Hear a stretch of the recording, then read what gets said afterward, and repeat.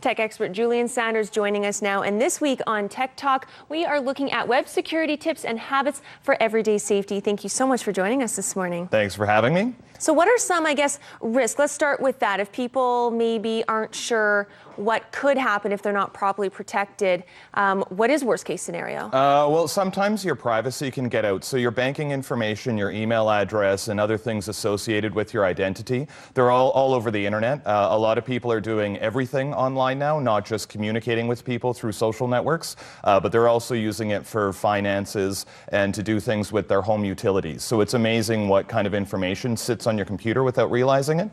The Heartbleed bug was a popular story several months ago, and there was just another story called the Poodle bug. So the Poodle bug isn't something that caused as big of a vulnerability because it's not as much of a problem on updated computers. So if you have an older computer running, say, Windows XP or an older version of the Mac operating system, then your computer that can't run the newer updates is vulnerable to getting the information taken out of your cookies, which are little bits of information that your computer saves in order to make the internet work. So what would be some of the first things that we would need to do to protect ourselves and keep that information right where it needs to be? Well, the big one is keep your computer updated. Make sure you're not running an obsolete operating system. If you're still running Windows XP, make sure you get some advice on how to switch to something that's newer that you're comfortable with. So run all your updates. The second one is to have good security software, which includes something that will manage your internet privacy, so it'll clean out your cookies. Keep your devices and your phones and your tablets and everything up to date, and that'll avoid the Poodle infection.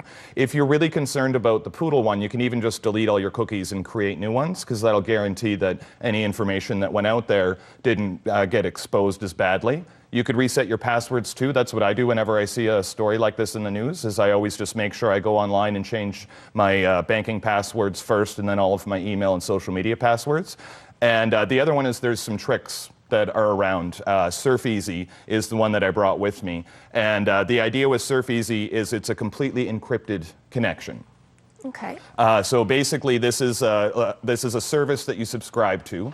You put it on your phone, you put it on your tablet, you put it on your computer, and it makes your whole internet traffic go through a different server somewhere else in the world. So it looks like, to the internet, your computer's somewhere else. On my Saskajoules Twitter account, I tweeted out my public IP address that's exposing my device to the world. It looks like it's in Singapore, because I have SurfEasy installed on my phone. So if you're really worried and you travel a lot using open hotspots, that kind of thing, a totally encrypted internet connection is the best way to make sure that you can stay safe no matter what. It costs $50 a year for 5 devices, which if you think about it isn't that bad, and it's an unlimited amount of data. It's very easy to use. You just create an account and it holds your hand through with the process for whatever device you've got. And it sounds safe when you leave your home, because you were in our green room, not Singapore. That's right, yeah. And but the internet, if you were to look at that location, if you were trying to find me with that number that I broadcast out that my device has, it would look like I'm in Singapore. So it's that secure. It's because it's masking your location by making your device look like it's in another country. The other side benefit that I use SurfEasy for is especially when I'm traveling, I use it to watch content that we can't usually get in Canada on my tablet. So I use it to watch American Netflix when I'm not at home.